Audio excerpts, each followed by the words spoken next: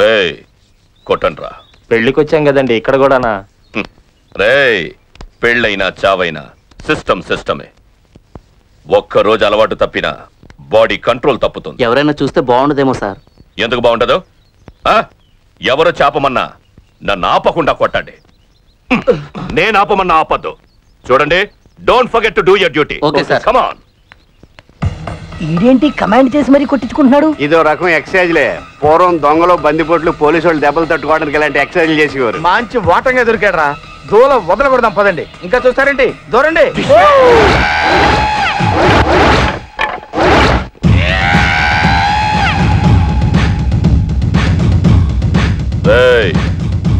కొట్టండ్రా,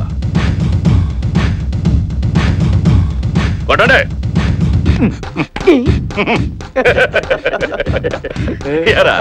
phone చేయడం లేదా? జీతం తీసుకోవడం లేదా? తీసుకోవడం లేదు. కరెక్ట్ గా కొట్టండి, లేకపోతే నేను మిమ్మల్ని కొడతాను.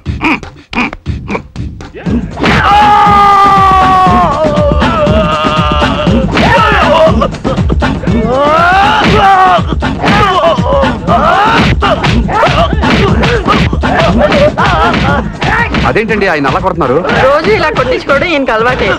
ఏం అలవాటండి బాబు? ఈ పని అయితేనే కానీ ఆయన ఇంకే పని చేయలేరు. మిగతా పనులు చూద్దాం పదండి.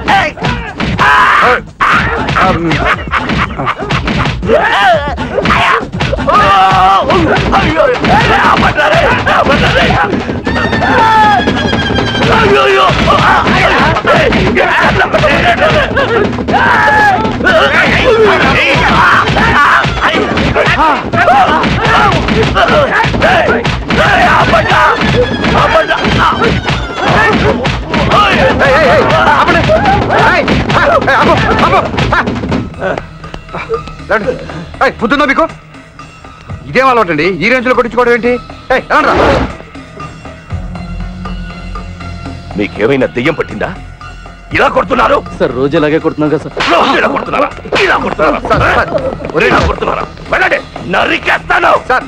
ఏంటి సార్, బాడీ కంట్రోల్లో ఉండాలంటే ఎక్సర్సైజ్ చేయండి, యోగాలు చేయండి. ఇంకా ఒళ్ళు బలిస్తే బాడీ మీద లారీలు ట్రక్కులు ఎక్కించుకో. అమాయకుల మీద వెహికల్స్ ఎక్కించడం నీకు అలవాటేగా. ఏంటి ఏమన్నా? నేనేమన్నానండి? ఎక్సర్సైజ్లు యోగాలు చేయండి అన్నాను. ఏదో ఎక్కించుకోండి అన్నా. నా మాట చెవికి ఎక్కించుకోండి అన్నాను. సార్, ఇటువంటి అన్ని మానేసి యోగా ప్రాక్టీస్ చేయండి.